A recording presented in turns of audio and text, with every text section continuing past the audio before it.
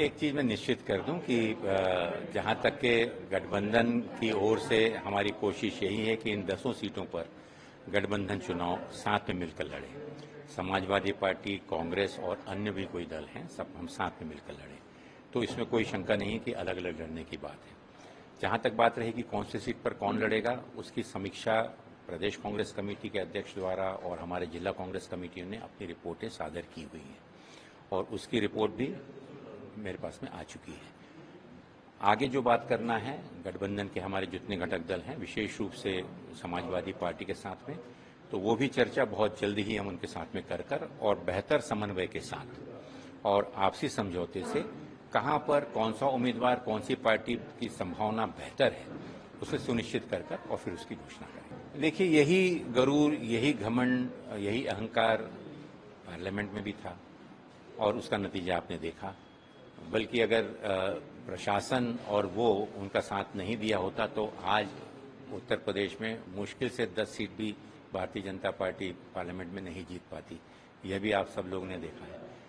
तो प्रदेश की जनता और देश की जनता और विशेष रूप से उत्तर प्रदेश की जनता ने इतने सूझबूझ के साथ जो राहुल गांधी जी के आह्वान पर भारत जोड़ो के उनकी जो त्याग तपस्या को समर्थन दिया, एक जो विश्वास दिलाया, उसके लिए हम हृदय से उत्तर प्रदेश की जनता का आभार व्यक्त करते हैं। और देश की राजनीति में उत्तर प्रदेश की जनता ने जो एक नया मोड़, एक नया अध्याय, एक फिर संविधान को बचाने के लिए जो एक बड़ी ताकत और फिर संविधान के साथ साथ में इस देश के लोकतंत्र को बचाने में उत्तर प्रदेश की जनता ने जो अहम भूमिका पार्लियामेंट चुनाव में अदा की है, मैं समझता हूं कि उसके लिए हम उनको सशक्त प्रणाम करते हैं।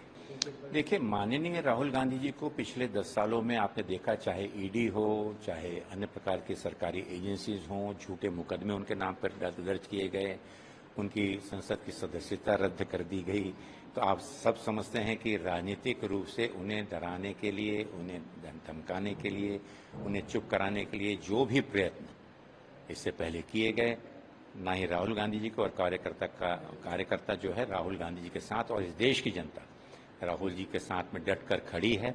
और इस प्रकार के अन्यायपूर्वक आरोप या ऐसे सैकड़ों केसेस भी आ जाएं तो उससे ना ही राहुल गांधी डरने वाले हैं, ना कांग्रेस पार्टी डरने वाली है। एक आखिरी सवाल है। देखिए, ये मसला सिर्फ उत्तर प्रदेश का नहीं है।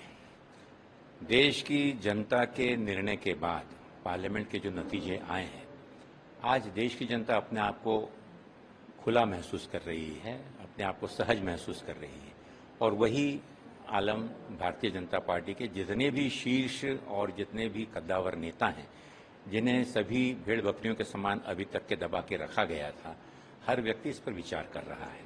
और उत्तर प्रदेश के जो हालात हैं, देश के अंदर जहां जहां भी भाजपा शासित राज्य हैं, इन सभी जगहों पे राजनीतिक रूप पर भारतीय जनता पार्टी में एक बड़ा विद्रोह है, बहुत नाराजी है। और वही विद्रोह, वही नाराजी अब निकल कर सामने आ रही है। तो जो आप उत्तर प्रदेश में देख रहे हैं, कोई नई बात नहीं है। आने वाले दिनों में यह और मुखर होगा। और यही नहीं, बल्कि दिल्ली की सत्ता कितने दिन, कितने महीने टिक पाती है, यह भी इस देश के लिए बहुत आश्चर्यजनक नहीं होगा कि वहां पर भी इसी प्रकार का माहौल बनता जा रहा है।